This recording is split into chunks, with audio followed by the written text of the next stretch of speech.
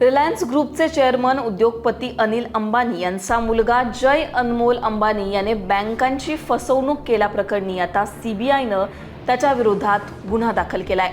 अनिल अंबानी यांच्या कंपन्यांवर आधीच आरोपांचं भलं मोठं संकट असताना आता त्यांच्या मुलासंबंधात कोणत्या धक्कादायक गोष्टी समोर आल्यात?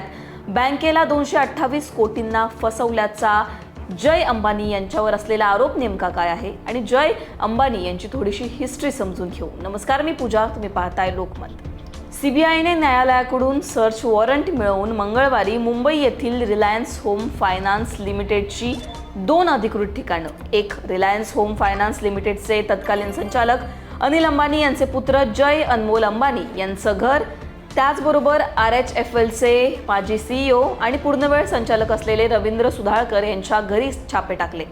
सीबीआयने मुंबईतील कफ परेड येथील अनिल अंबानी यांच्या निवासस्थानी असलेल्या सी विंड इमारतीच्या 7व्या मजल्यावरील घरातून महत्त्वाची कागदपत्र ताब्यात घेतली। संध्याकाळी उशिरापर्यंत हे छापे सुरू होते। आता बँकेने जी तक्रार दाखल केलेली आहे त्यामध्ये नेमकं काय म्हटलंय तेही पहा।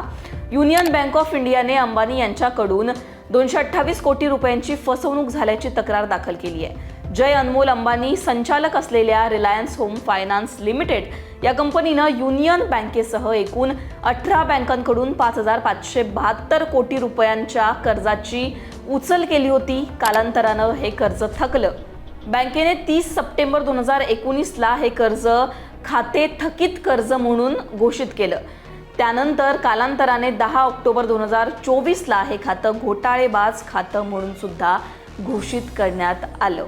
आता युनियन बँकेव्यतिरिक्त अनिल अंबानी यांच्या समूहावर एकूण जर आपण बघितलं तर SBI असेल, येस बँक असेल, bank of India, central bank, Punjab and national बँकांशी संबंधित फसवणुकीची अनेक प्रकरणं आहेत। सीबीआय आणि ईडीने बँक फसवणुकीच्या चौकशीत अनिल अंबानींच्या मुलावर अशा प्रकारे दाखल केलेला हा पहिलाच गुन्हा आहे। जय अनमोल अंबानी नेमके कोण आहेत त्यांची थोडीशी हिस्ट्री सुद्धा तुम्हाला सांगते। अनिल अंबानी यांचे मोठे पुत्र जय अनमोल अंबानी, सुरुवातीचं शिक्षण त्यांनी मुंबईतील जॉन कॉनन स्कूलमधून घेतलं। त्यानंतर वॉरविक बिझनेस स्कूलमधून BScचं शिक्षण त्यांनी घेतलं। वयाच्या 18व्या वर्षीच अनमोल यांनी रिलायन्स म्युच्युअल फंडमध्ये पहिली इंटर्नशिप केली। त्यानंतर 2016मध्ये रिलायन्स कॅपिटलच्या बोर्डवर अतिरिक्त संचालक पदाची सूत्र त्यांना मिळाली।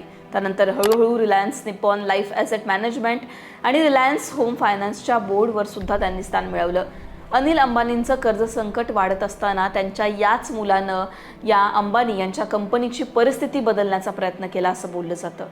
अनिल अंबानी यांच्यासाठी आशेचा किरण म्हणून त्यांच्या कंपन्यांची जी परिस्थिती होती त्यांना वर नेण्यामध्ये जे आहे ते जय अनमोल अंबानी यांनी मोलाची भूमिका बजावली असं बोललं जातं। आणि आता याच त्यांच्या मुलावर जे आहे गुन्हा दाखल झालेला आहे। एकूणच त्यांच्यावर जे आरोप करण्यात आलेले आहेत, जी छापेमारी झालेली आहे, जो गुन्हा दाखल झालेला आहे त्यावर तुमची मतं सांगा। लोकमतला सबस्क्राईब केलं नसेल तर सबस्क्राईब करायला विसरू नका।